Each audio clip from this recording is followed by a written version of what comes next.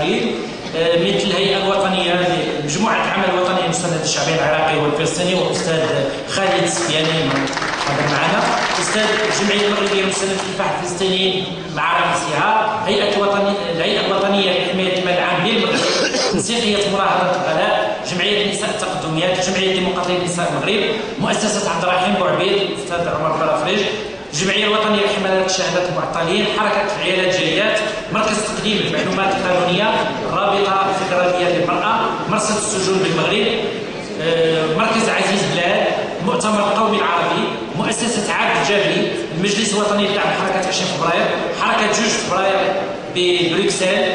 وتلقينا عدة رسائل على مستوى الانترنت من مجموعة من الأصدقاء والمثقفين والأطر، بالإضافة إلى رسائل من الحزب الشيوعي الفرنسي ورسالة من الحزب الاشتراكي الفرنسي.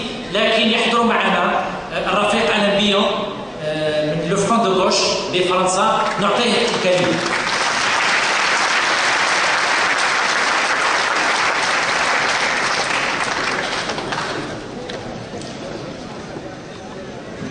Bonsoir, chers camarades premiers secrétaires, chers camarades Ben Saïd Al-Dir, chers amis, chers camarades. Je mesure tout l'honneur qui m'est fait ce soir de m'adresser à cette salle magnifique et vraiment je vous en remercie beaucoup. Je remercie beaucoup le Parti Socialiste Unifié. Je voudrais tout d'abord vous apporter le salut fraternel du camarade Jean-Luc Mélenchon, président du parti de gauche et candidat du Front de gauche à l'élection présidentielle en France en 2012. Vous savez certainement que Jean-Luc Mélenchon est né au Maroc et qu'il a une tendresse très forte pour son pays natal.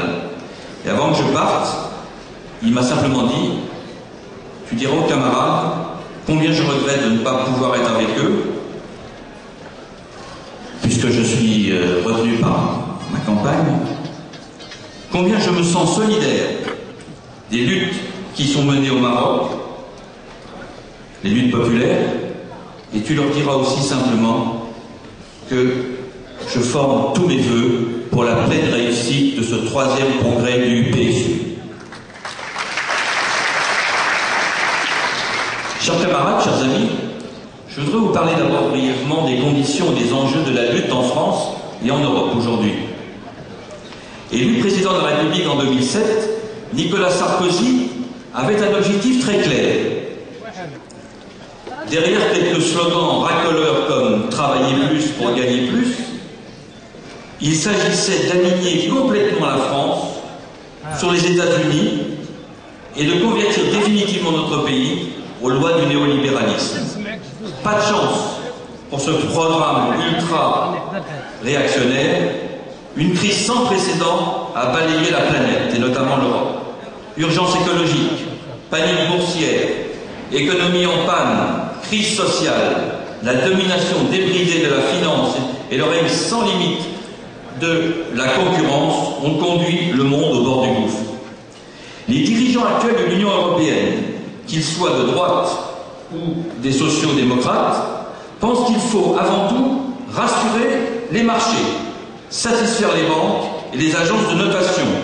Résultat, les plans d'austérité se multiplient, car à chaque fois que l'activité est étranglée, les déficits augmentent et la finance impose un nouveau tour de vis. La Grèce, où le socialiste Papandréou a tout accepté avant de s'effacer piteusement, en est le pire exemple. Mais d'autres pays sont sur la liste et sur le haut du toboggan. En France, heureusement, une partie de la gauche a décidé de relever la tête et de refuser cette spirale de la fatalité.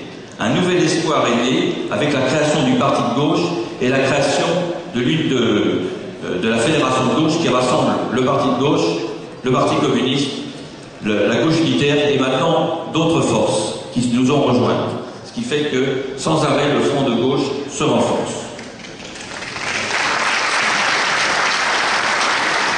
Chers amis, le front de gauche, ceux qui se reconnaissent dans le front de gauche, pensent que pour sortir de la crise, il ne faut pas protéger les banques, Il faut d'abord protéger les peuples.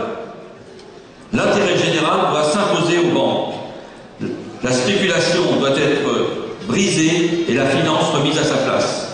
Notre programme est une réponse novatrice à la crise, avec un nouveau partage plus équitable des richesses, le rétablissement du pouvoir de l'État face aux banques, la désobéissance aux dispositions destructrices des traités européens, la mise en œuvre d'une planification écologique, le renversement de l'oligarchie grâce à une 6e République instituée par une assemblée constituante. Les élections de 2012 sont une chance à saisir et nous entendons la saisir pleinement. Mais la crise mondiale a aussi été un des déclencheurs du formidable mouvement populaire qui a soulevé les peuples du monde arabe depuis janvier 2011. Le peuple marocain y a pris toute sa place, comme les autres peuples de la région. Il a réclamé avec force une véritable démocratie, la justice sociale et la dignité. Le Parti socialiste unifié a pris une place majeure dans ce mouvement qui est devenu le mouvement du 20 février. Dès le début, notre parti s'est déclaré solidaire de votre combat contre un régime archaïque et injuste. Nous avons compris les choix difficiles et courageux qui ont été les vôtres. Nous pensons que l'arrivée au gouvernement d'un parti islamiste, nous se réclamons de l'islamisme, n'est pas une bonne chose pour le Maroc. Mais nous espérons peut-être que des reclassements, que la gauche se refondra dans cette épreuve difficile qu'elle a à affronter. Je suis venu ici pour vous renouveler l'assurance de notre amitié et de notre solidarité aujourd'hui comme demain. Au nord comme au sud de la Méditerranée, il y a encore, chers camarades, chers amis, beaucoup de Bastilles à prendre.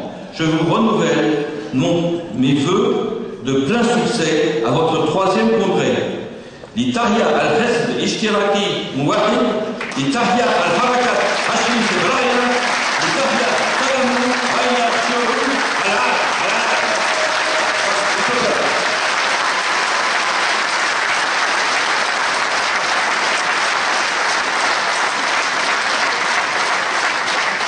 طبعا نحن نقدر أننا في مرحلة جديدة. نحن بكل تأكيد في مرحلة جديدة. بالنسبة إلينا إلى مؤتمرنا